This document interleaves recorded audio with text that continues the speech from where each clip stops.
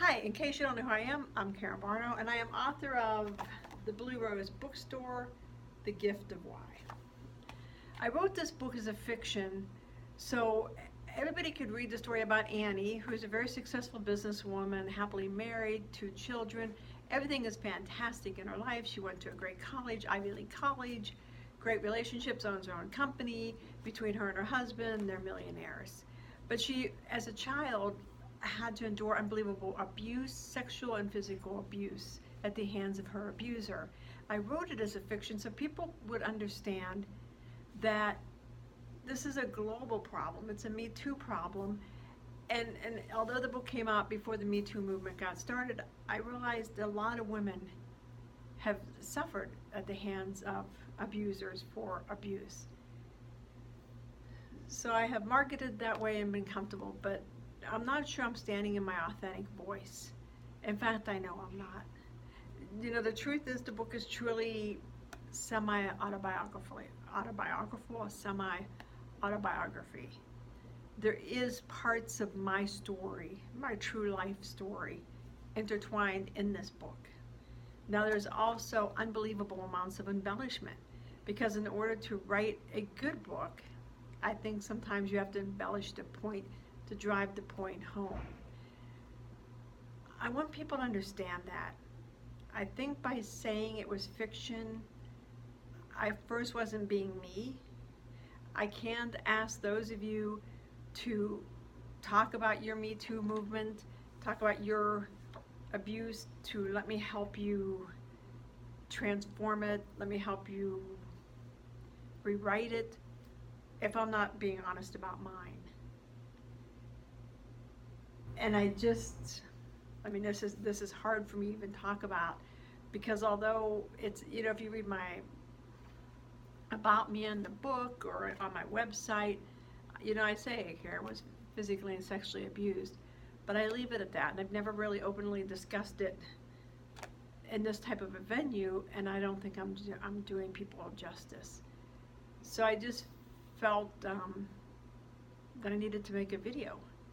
I needed to tell everybody that, yeah, a lot of my story is in here. And a lot of other women's story is in here. And a lot of tales I've heard from other women. In order for us to heal, in order for anybody who has gone through any type of abuse, whether it's sexual or physical, whether it's a one-time, whether it's horrific rape, one time of, abuse, or a pattern that goes on until you're 12 or 13 years old, it's hard to overcome. It's not easy to do. And although I consider myself a successful person, a CEO of a not-for-profit, I own my own company, I do well financially, I thought everybody could function with this, because the people I see are. But I was at a seminar over the weekend, and that's what really got me thinking about this. And the seminar leader, who's a multi-millionaire, endured horrific abuse as well. And she's writing a book called Anomaly. And I thought, an anomaly, really? And so I was talking to a dear friend of mine over the weekend, and she's like, Karen, not everybody recovers like you. Not everybody's able to just sit down and look at it and write a book about it and say, okay, this happened, how do I heal it? And I'm not telling you guys I'm completely healed. I'm not saying I don't have my own share of demons and battles and hard nights sleeping and memories. But, I've spent 60 years figuring it out. So if I can help you figure it out, that's why I went through it. That's why I wrote the book. So I could help you find the meaning behind it, to find your purpose to take from it. Because I believe everything happens for a reason, and we are exactly where we're supposed to be, because this is exactly where we're supposed to be. And we need to take from our past and figure out what the meaning was to it, so we know what our next step is. Who are we supposed to be? Who are we supposed to move into? I mean, some people say, who did you become before somebody told you what? Who to become before somebody else told you what to become? I think there's some truth to that, but I think the full truth is that we become who we are each step of the way. And each life experience makes us who we are at that moment, and that moment, and that moment. And when you finally look down, when I finally looked down, and I finally said, you know what, this is my story, this is my truth, I realized why I was here. I realized why I went through that. I realized why I learned how to start a not-for-profit. I realized why I started my own business. I realized why I have the skill set I have, so I can help you. So if you're willing to invest your time, your effort, and your money in healing, I'm here for you. And I want to finish this with, I think one of my, I can't call it a quote, I don't know what I call it, one of my best stories. I love stories. The girl's walking down the road, walking down the road. She falls into a hole. She can't get out of it. She's like, holy, how do I get out of this hole?